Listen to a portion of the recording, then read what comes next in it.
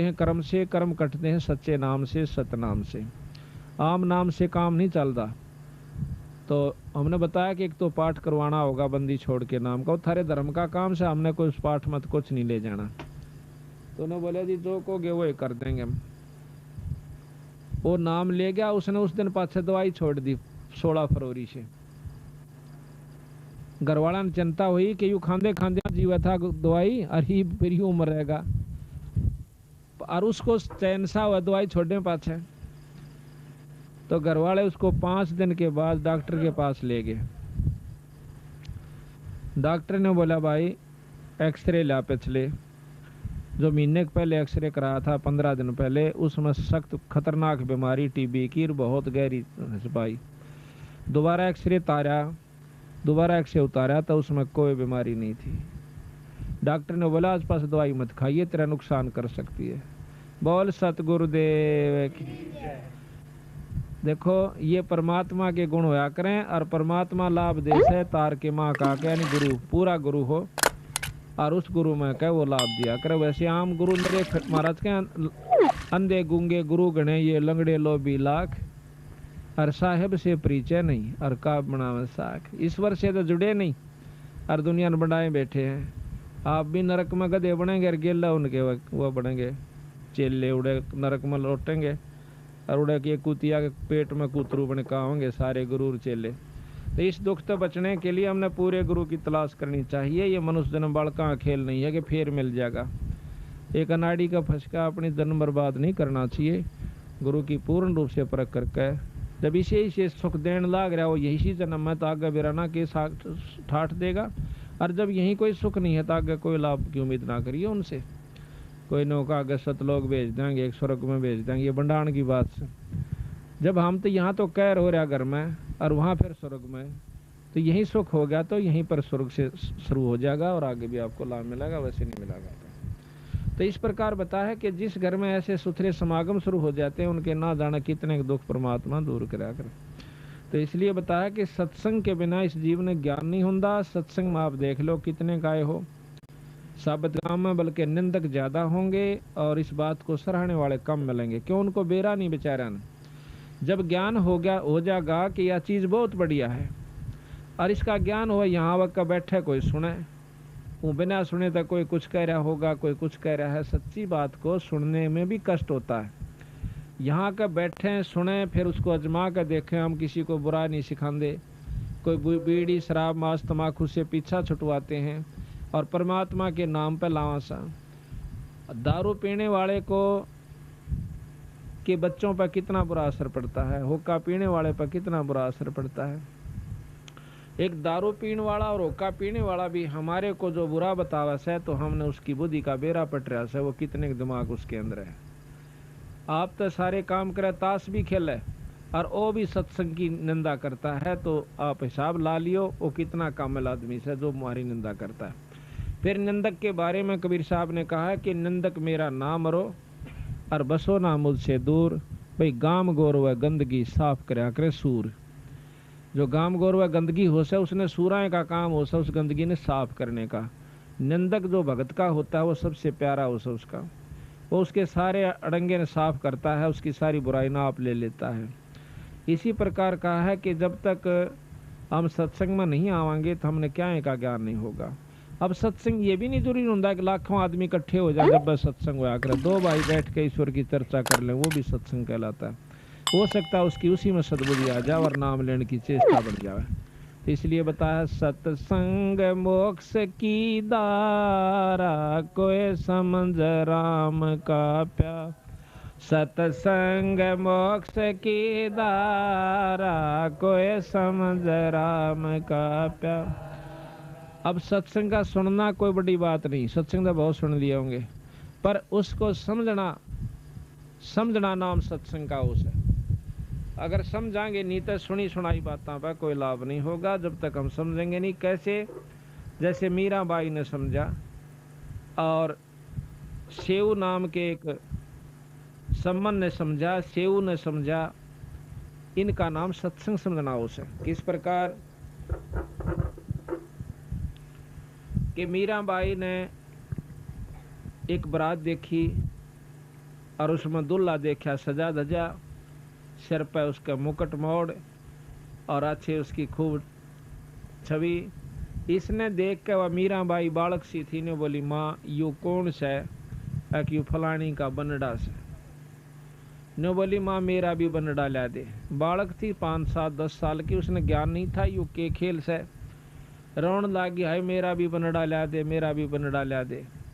उसने उठा कर कृष्ण भगवान की मूर्ति जो कि 1.5 हाथ के करीब थी, बहुत सुंदर मुकुट सजा रखा था, गल में माला डाल रखी थी, उस बनड़े से भी ज्यादा उस सजा हुआ था, वो ला करके उसको दे दिया। ले बेटी यू तेरा बनड़ा, के नाम से कृष्ण भगवान। उस दिन पाछे उस मीराबाई ने उस ईश्वर को परमात्मा भगवान रूप में समझ कर और उससे अपना पति स्वीकार कर लिया। और साथ में ये गुण बताया उसकी माँ ने, जितना बेरा था कि ये परमात्मा है, ये कभी मरता नहीं, अजर अमर है, और इसके साथ जुड़ जाने से बहुत लाभ होता है, सुख देता है, स्वर्ग में पहुंचा देता है, मुक्ति कर देता है।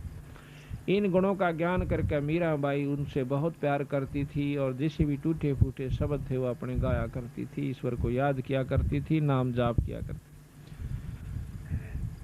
तो मीराबाई की मुक्ति का साधन बना, लेकिन बना जब वो गुरु से नाम ले लिया, क्योंकि पिछले संस्कार थे उसके जो प्रबल परमात्मा में रुचि बनी हुई थी, पिछले जन्मों का तप भजन उसके साथ था।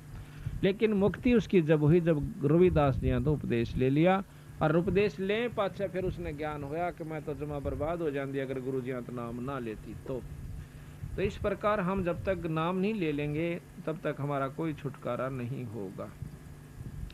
तो बताया कि सत्संग समझी मीराबाई, करी सतनाम की कमाई। सत्संग समझी मीराबाई, करी सतनाम की कमाई। गुरु रविदास की शरणा आई, जब पाया मोक्ष द्वारा।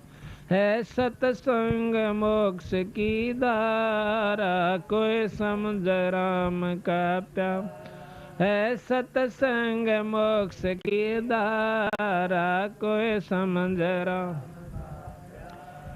सत्संग समझा शिव शाना हो गया, साहेब कबीर का आना। सत्संग समझा शिव शाना हो गया, साहेब कबीर का आना। नेकी समन न खिला दिया खाना, वो अमर किया मनियारा। है सत्संग मोक्ष की धारा, कोई समझ राम को। है सत्संग मोक्ष की धारा, कोई समझ राम का प्यारा। अब सत्संग समझना यो सब आइयो, देखो वो कहण सुन की बात तो कुछ और है, पर सही तत्व बगे जब हमने इस तरह खरा उतरना चाहिए जिस प्रकार से उस सम्मन उतरे। कैसे? एक सम्मन नाम का मनियार था, वो बंदी छोड़ से उपदेश ले लिया सारे परिवार ने। 3 प्राणी थे घर में, एक तो नेकी जो सम्मन की घरवाली, एक उनका लड़का दोनों का, वो था शेव उसका नाम था। 3 प्राणी थे। अब देखो सत्संग जहाँ होता है बचपन से बच्चा पे हम जिस भी जकर घर में करांगे वही असर होया करे, रोजाना असर हो। इतने गरीब हालत थी उनकी, इतनी गरीब हालत थी बेचारा की कि कई बार तो जून उग जाया करती, पर कभी उन्होंने किसी की नीयत खराब नहीं करी, ना चोरी करी ना ठगी करी। और यूं क्या करते, बेटा भूल कर चोरी मत कर लियो, सत्यानाश हो जाता है जो चोरी करते हैं लोग, या कोई बुराई करते हैं, रिश्वत लेते हैं, कोई बुरा काम करते हैं। अपनी किस्मत पर सब्र करके हमने रहना चाहिए। एक दिन भगवान कबीर साहब ने विचार किया, क्योंकि कमाल के अंदर अभिमान हो गया था, वो महाराज के संग ज्यादा रहता था, सेवा बहुत कराया करता। एक दिन उसके मन में अभिमान आ गया कि महाराज जी कि हाँ भाई, मेरे जितनी सेवा आपकी कोई नहीं कर सकता। अब अभिमान चाहे माया का आ जाओ, चाहे भजन का आ जाओ, और भाई चाहे किसी शरीर का, चाहे औलाद का, चाहे संतान का, राज का, वो नष्ट कर दिया कर, भक्ति खत्म हो जाती है। जिस प्रकार एक बार नारद मुनि में अभिमान हो गया था। उसने जाकर के अपने पिता ब्रह्मा जी से कहा कि मैंने अब माया जीत ली है, काम क्रोध मोह लोभ अहंकार के वश में नहीं हो सकता। ब्रह्मा जी कहने लगे पुत्र मेरा आगे तक कह दी है पर और जे करना करिए किता। उसने सोची क्योंकि बालक ने मना करे ना दूना चला करे उसका नहीं, बालक तक ये था पूरा अच्छे पूरे संत थे। फिर उसके मन में आई पिताजी तन्य कहीं जाकर जब चीज उपलब्ध कर ली मैंने जीत ली है तो बताने में क्या डर से। उसने जाके शंकर भगवान से जिक्र कर दिया कि ऐसे जी मैंने माया को काम क्रोध मोह लोभ अहंकार में किसी काबू में नहीं आऊंगा, मैंने माया जीत ली है। ने बोला भाई देख वह बात है तेरी ठीक से, नारद जी संता के काम तो ये होया करे पर इसका कित विष्णु भगवान आगे जिक्र ना करिए। उन्हें सोची ने कह अगर पिताजी भी नहीं कहे थार ये भी नहीं कहे जा कह विष्णु जी आगे फिर कह दिया कहा भाई नारद जी कहा गया महाराज। और भाई ठीक ठाक मौज होगी महाराज। ने बोला जी एक उपलब्धि मैंने आज कर ली। क्या कर ली भाई कि मैं किसी माया के काबू में नहीं आऊंगा, मैंने बेरा पट गया कि संसार कुछ नहीं है, हाँ, और मैंने सब क्या पे काबू कर लिया। वाह बेटा वाह, बहुत अच्छा करा। विष्णु भगवान ने सोचा कि देख शंकर जी का बस में को नहीं आया कामदेव, और यू कर लिया ये इसका यू फुटे भागी भी चौधरी पाकेगा और यू गधा बनेगा फिर जाकर इसका समाधान होना चाहिए। ने बोला ठीक है बेटा बहुत बढ़िया करा शाबाश। और यूं कह कर नारद जी चल पड़ा तो रास्ते में एक मायावी महल एक नगर बनाया। उस नगर के राजा की कन्या की शादी का उपलक्ष्य हुआ। उसमें बहुत से राजा इकट्ठे हुए। अब उसने नारद ने पूछा अरे ये क्या रोड़ा सा हो रहा, बाजे बाजन लग रहे और भाई बड़ा खूब धूमधाम हो रही। किसी ने बता दिया कि यहाँ फलाने राजा की कन्या का विवाह है। नारद ने सोचा चल देख लेते। अब मन में आता है कि क्यों ना यहाँ शादी करवा लूं, पर शादी तेरी हो क्यों करे, कन्या बहुत खूबसूरत और तेरी सूरत ठीक को नहीं। तो उसने भगवान विष्णु से अर्ज करी कि मुझे अपना रूप दे दे। अब भगवान विष्णु प्रकट हुए, कहने लगे बोलो ऋषिवर क्या चाहिए कि ऐसे ऐसे कन्या का विवाह है और उसने अपना पति चुनना है और जो खूबसूरत पति होगा उसको चुनेगी, आप मुझे अपना रूप दे दीजिए। नो बोले तथास्तु।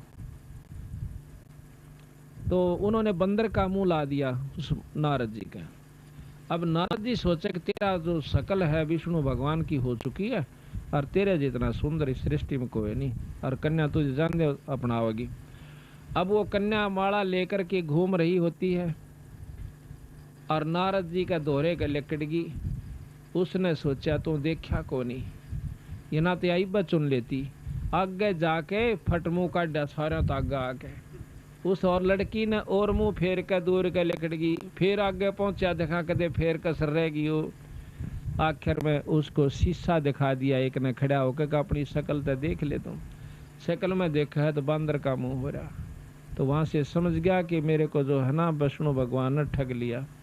और थोड़ी देर में आ जाता है खुद विष्णु और उस कन्या के सामने खड़ा हो जाता है और वो कन्या उस विष्णु जी के गले में वरमाला डाल देती है।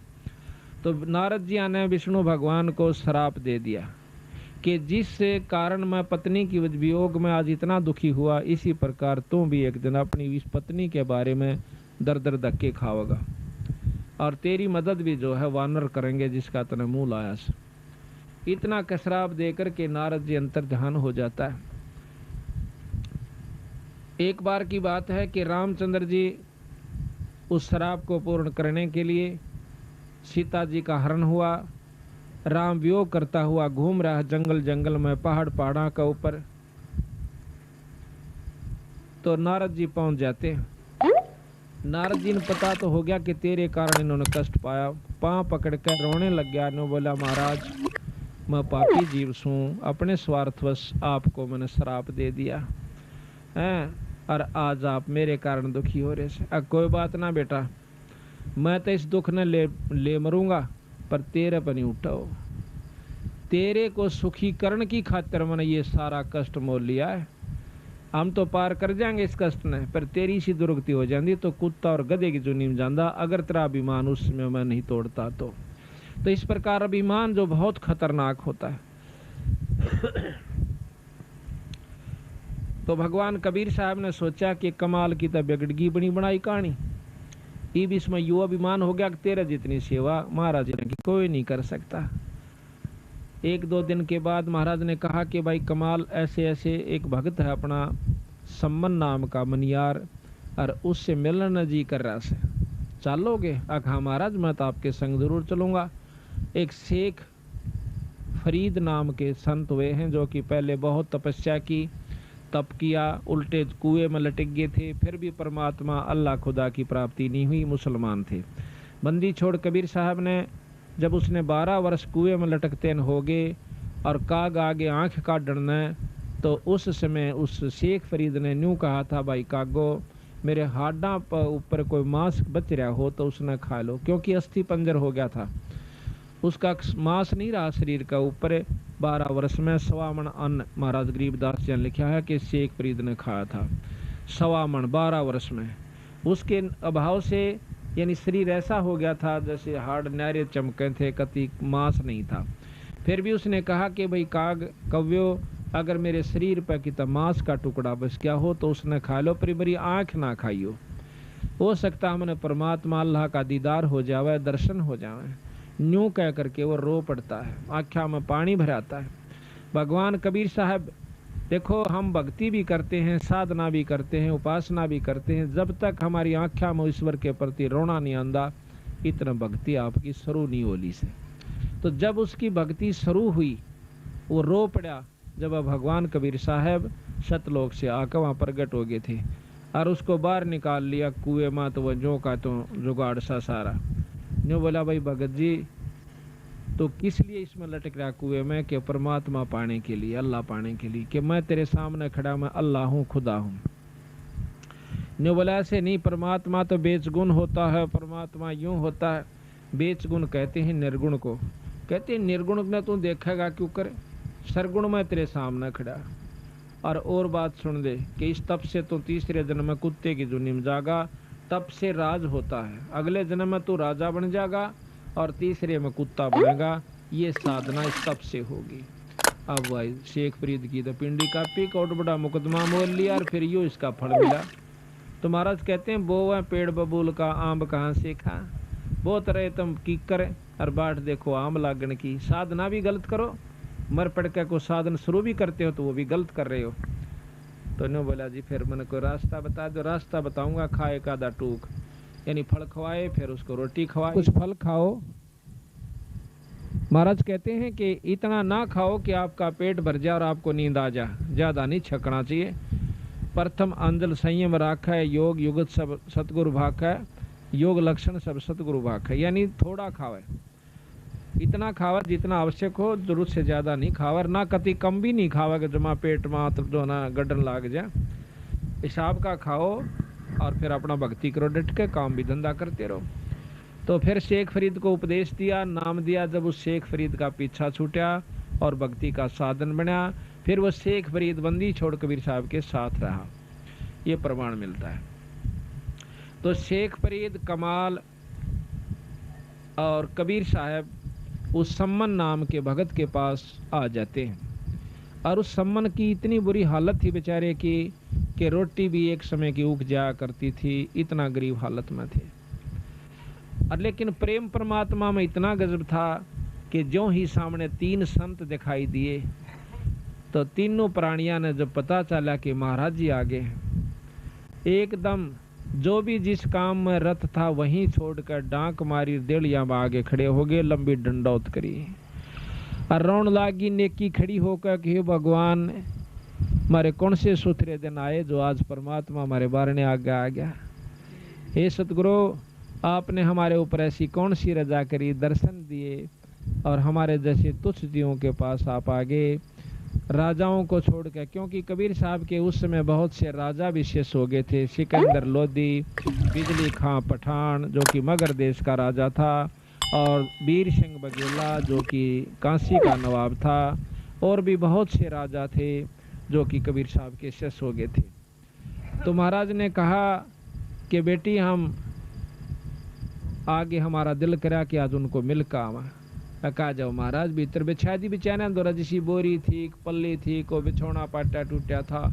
सतगुरु महाराज बैठ जाते हैं। बैठने के बाद पानी पात प्या करके तो सम्मन कहने लगा महाराज जी भोजन का बताओ, क्योंकि शाम का समय था। तो कबीर साहब ने बोले भाई रोटी तो खावांगे, भूख लाग रही से, भोजन तैयार करवाओ, भूख लगी हुई। बोला अच्छा जी। अब सम्मन घर ने आकर अपनी पत्नी से पूछा है कि महाराज जी रोटियां की कैसे कि भोजन का की पहुँच से। वानो बोली जी घर में एक दाना भी नहीं से अन्न का। तो कहने लगा किसे तो मांग लिया उधारा। कबीर साहब तो वह नेकी कहने लगे जी 2-3 घरा में गई हूँ, कोई उधारा नहीं देता। तो वह कहने लगा ला तेरा यो ओढ़ना